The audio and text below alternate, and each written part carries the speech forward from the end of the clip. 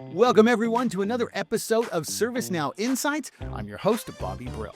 So, episode 2 of our process mining and process intelligence series. Last time, we met with Dan Grady, and we laid the foundation of what process mining actually is and why it matters, and what it looks like when you finally see how your workflows really run. Today, we go deeper. We've got two guests who have a perspective on this that most people don't, because they came up through Lean Six Sigma before moving into process mining. We've got Tomas Galle, who is a product manager here at ServiceNow, as well as a Six Sigma black belt. And joining us as well is also Roz Parpia, who is a product manager as well as being a certified green belt. So when we ask them that question, is process mining just Six Sigma? They are the exact people to answer that question. So let's find out. Let's welcome Tomas and Roz. So I'm coming from the process mining world, where I started actually designing a solution for it together with my colleagues through the startup community. Then I moved to task mining, which we'll probably talk about later today. And through the acquisition, I joined the ServiceNow, and now I'm enjoying ServiceNow process and task mining, actually product community, which I'm part of as the product manager for Outbound. Hi everyone, I am Roz Parpia and I have been in ServiceNow world for over 10 years now. I work as a product manager for process mining at ServiceNow. For the last 5 years, I've been with ServiceNow, but before that, I was a implementer with the partners and customers. And I come from a background of IT consultant and implementer for different SaaS products, including process improvement and intelligence domain. Now, Roz, a lot of people hear process mining and they say, well, that's just Six Sigma. Is that a fair reaction, or are they missing something? I think honestly, that's one of my favorite reactions actually, because when they're asking you that question, what they're really doing is connecting it back to something they really understand. So maybe they've lived through an experience of a lean initiative or a green belt exercise where their company has been obsessed with the DMAIC. So what it stands for is define, measure, analyze, improve, and control. So you first define a goal that I'm going to reduce the time taken to process my, say, sales orders within 2 days. Then I go and collect data to measure this, and then I analyze it using statistical tools. And finally, I improve using different improvement ideas. And I control it on a regular basis to make sure that the timeline does not exceed 2 days for closing a sales order for continual improvement. Now, process mining offers the same DMAIC cycle, really, but the data is already there. You don't really need to observe anything. You just need to mine the data in literally minutes. When you use ServiceNow process mining, it's within 10 minutes that you're able to mine a data set and look at the process map and the results of pattern detection even. So when people ask me that question, I'm like, yeah, you're on the right journey of understanding what process mining is. It is related to Lean Six Sigma, but it's just that we do it differently now. If we would look into the modern history, it's not even a Six Sigma.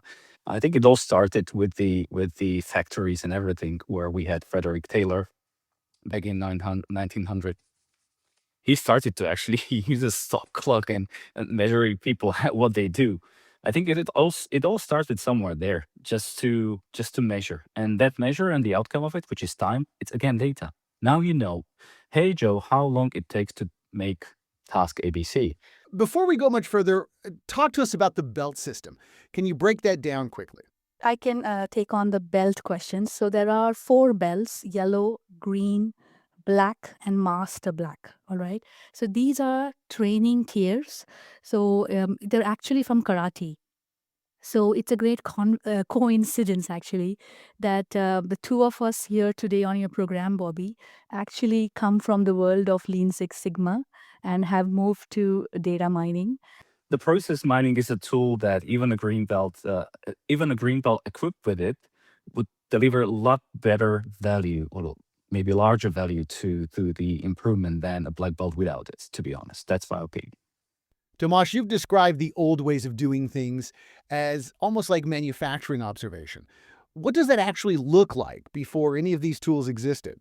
It all started in that factory world where actually you go, you measure, you walk the process. They still have in factories something which is called the Gemba walk. Okay, so they literally go through the factory. They ask questions to people who are actually operating on a part of the factory, and etc. etc.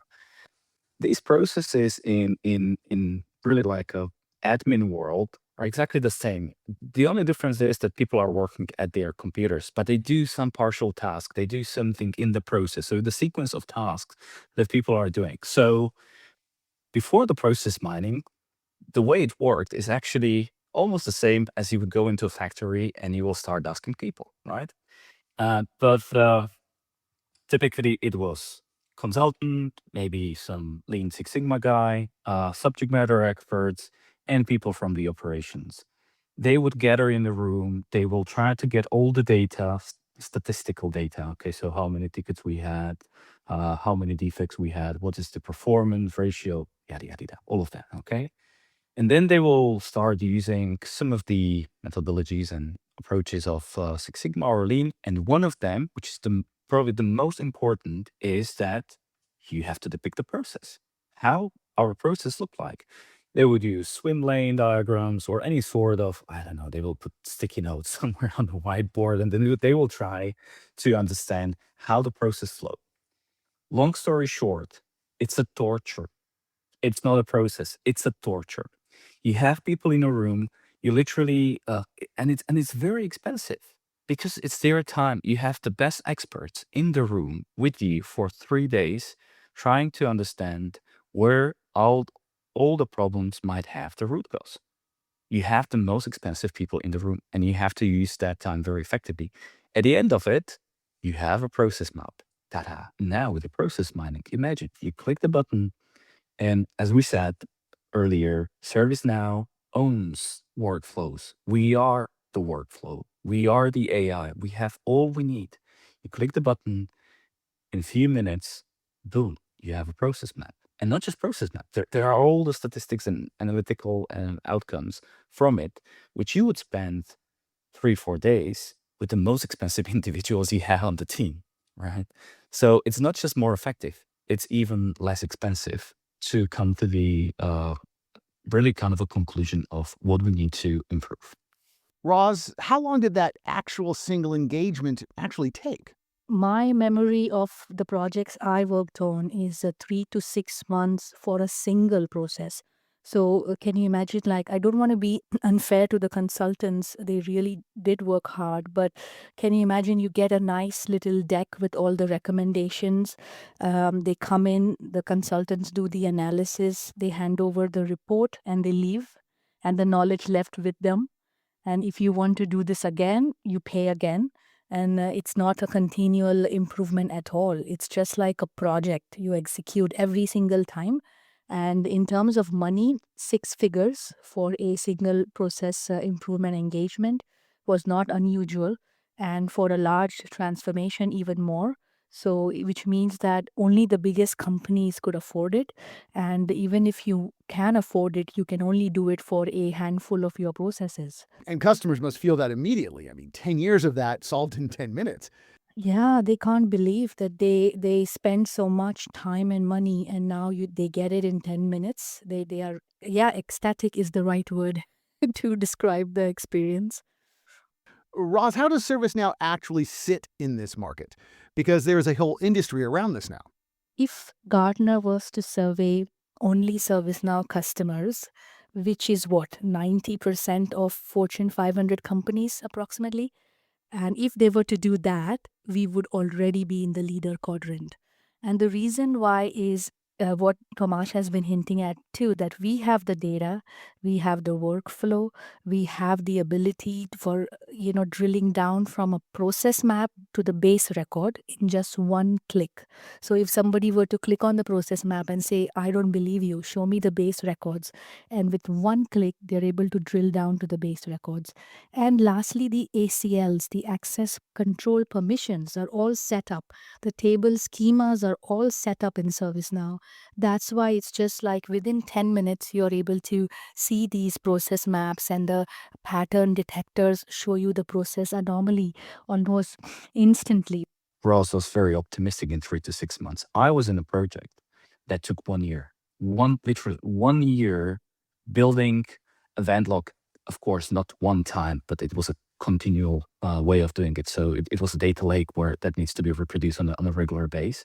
But just to create that event log, that's something which is used by the process mining algorithm in a way that they can go in and anytime run the process mining analysis on top of it. That was a different solution, not ServiceNow. Just to build that event log, that took 1 year. Now imagine you take ServiceNow, you switch on process mining, you select incidents table, you click the button, in 5 minutes you have insights. It's that fast. And that's just mind blowing. That's the difference. So here's an analogy I want to test on you. Traditional process improvement feels like that annual physical we're all supposed to get. You go in, you check your blood pressure, and they tell you you're fine. Then you come back next year and you check again. It seems like process mining is like one of those cool wearable tools. Roz, is that right? And what breaks down when you only get the annual snapshot? So if you go to your doctor or your GP and they check your blood pressure, listen to your heart, everything is fine. But your body in January is not your body in August, right? Things have changed in between. So you mentioned the whole point of having this wearable device like a smartwatch is it is continuously watching, taking snapshots, and it's the same way for process improvement as well. A yearly audit inspector would come in, check your processes. It's just like going to your GP, your doctor for a physical. Process mining is the wearable device where you look at what really changed. The volumes have changed of my tickets. The categories of my tickets have shifted in the last 6 months. My teams have reorganized. New systems were integrated. So, all these changes that are so continuous will be only visible if you look at process mining in a holistic way and on a continual basis. There is a before and after compare feature in ServiceNow where it gives you the evidence of whether you improved on your processes or not. So there's a lot of, sort of interest in AI these days. And oh, I have implemented 20 AI agents. But did your average duration on your process really go down? Now, that kind of visibility only comes through a before and after compare, which is possible in process mining. So I would say that's my ideal way of how one should do it, like a continual project, not sorry, a continual improvement, not a one-time project, and wear it like a smartwatch, not like a physical that you take with your doctor once a year or so. And that continuous view surfaces things that a snapshot never would. Tomas, what does it look like when a process deviates from what it's supposed to do? This is where you have your, let's call it happy path, and you can compare it to that. So means this is my ideal blood pressure. Okay, this is what the blood pressure should be. This is my glucose level, what it should be. So there is some value, this is your correct value. The same is with the process. There is an ideal way of executing the process in a sequence of specific steps. Okay. And you can start measure it against that. That's what Ross said. You can compare two samples. And it's not just because you want to see before and after, but it can also be like what's ideal and what I see in my sample right now. And there you can see what's the problem. Process mining can give you an instant and continuous insight into that, not just a snapshot, what Ross mentioned that. Roz, non-conformance. Define that for us. And tell me why someone who isn't a quality manager should care about that. Non-conformance actually sounds really, dry, but it's a very powerful concept. It means that the process did not follow a certain path that it was supposed to, or it followed the path, but it took some extra steps it shouldn't have, or it skipped a control, or it went completely out of sequence. So these could be different forms of non-conformance. So, for example, in IT, the change management process is very critical whenever you touch any application or network. So, for every change, normal change, not emergency or standard, for a normal change, you must have CAB approval, which is the Change Advisory Board approval before you go live with any changes in production. That's the rule. Similarly, in sales order lifecycle, you have a rule like, oh, any order which is above a certain amount, say 1,000, must seek approval. So all these rules and business rules in any organizations are floating around.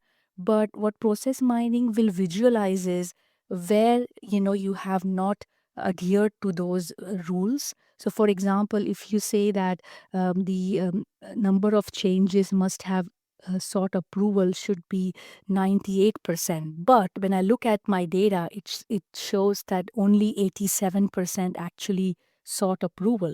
So that's the gap, and that is the non-conformance, right? So I think in a very simplistic way, non-conformance can be spotted only if you do this kind of variant analysis of all the steps in my process.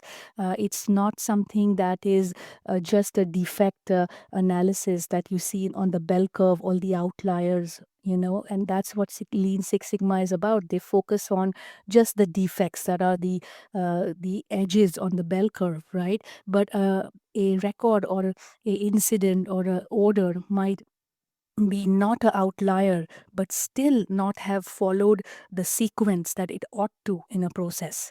And that kind of powerful visualization of what really did not happen will only be possible if you do a holistic variation analysis using process mining and not just focus only on the defects and the metrics that it exposes there. I always tend to call it like static statistics. That the process mining is really it's an analysis on the move. It's on the fly. It's not passive. It's very active. So you've detected it. Now what? How fast can you actually respond to non-conformance? So, what do I do next? Now, I know there is non-conformance, okay? I have detected it. And I would say in ServiceNow, there is a feature called Playbooks, which is highly underrated. But I would say if people start using that feature, they will start controlling non-conformance proactively. So, what I mean is, Playbook is a feature by which you give instruction to your support staff. So, for example, I am a IT support specialist or I am a order specialist, and in my workspace that I work off of, a new sales order comes in or a new ticket comes in. I would assign it to myself, and at that point, a playbook is triggered, and that's like a checklist telling me what I should do next. Check customer address, then seek approval if the order amount is higher. So it's gently herding me, nudging me, prompting me to follow the ideal path. Okay. And this is in real time. You are just nudging your support staff to follow the ideal path and not veer away from it and reduce non-conformance proactively. So in process mining workspace in ServiceNow, you can, with one click of a button, from an ideal path steps, like my ideal path has 7 steps in it, I can just make that ideal path a playbook in just one click. And then I embellish the playbook, I publish it, and there you go. My support staff will start getting these nudges and prompts to do the next best thing. And that way I reduce non-conformance in real time, and it's not like a post facto analysis. So last question, but the most important. Someone is a ServiceNow customer. They've never opened up process mining before, and they're sitting in front of their instance right now. What are some of the first things they should do to get started? I would say that if you are a ServiceNow existing customer, you have a free trial offer, which means that even though you don't have the license for process mining, you go into your process mining workspace. We have already installed all the plugins. So you don't have to go chasing your IT admin to get you the plugins. It's already pre-installed. You need to go to the process mining workspace and search for a word evaluation. When you search for it, you'll find 4 projects that are free projects for you that you can click on sample mine. And what it'll really do for you is it will mine the last 7 days of data up to 3,600 records for free, and you can see a process map almost instantly. You can see the results of pattern detection almost instantly, and that'll give you a feel for how your processes are flowing through. Now, mind you, this evaluation offer is only for 4 data tables: incident, customer service case, HR case, and security incidents. So my first suggestion to you is just go click, everything is pre-installed, and see the magic of it instantly. There's probably one more thing which I would really like to emphasize is that we're bringing into process mining also a little sibling, which is called task mining. And that task mining is something which later on during the analysis, you might bump into a kind of a problem where, okay, I really want to know what the users are doing. And not just in ServiceNow, but also somewhere else. Maybe they go to Outlook, maybe they open up Teams and have chat. Maybe they are trying to bypass some of the processes by using Excel. They want to improve these things. They want to make these things faster themselves as well. So it's not always a black belt trying to improve the process. It's also a normal user just trying to make their life easier. Okay. And exactly for that, there is a task mining. Task mining really goes and zooms into the device. It's a laptop or any sort of computer that runs on the Windows operation system or Mac OS, and starts gathering only some of the data. It's not Big Brother watching you. It's just there are just specific events that you start to gather, and then you can actually take the data set and enrich the data you have on the platform.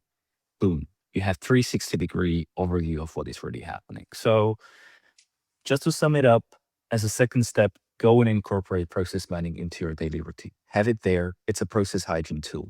It's going to make your process very clean and very powerful. So if you have any data, be it on any sort of incident, request, or any other data set with just the timestamp and the state field, that is actually a process. People don't believe it, but just that skeletal data of timestamp and state is good enough. You're already sitting on a gold mine. Just click that mine button, and in minutes you can see if your processes are ship-shape or not.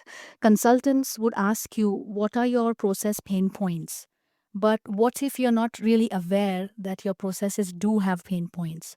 So mining your data will answer that question for you, not your gut feel that I feel I don't have any process pain points. So that would be my last suggestion, that no matter how skeletal your data is, just go ahead and have a shift in mindset and start mining.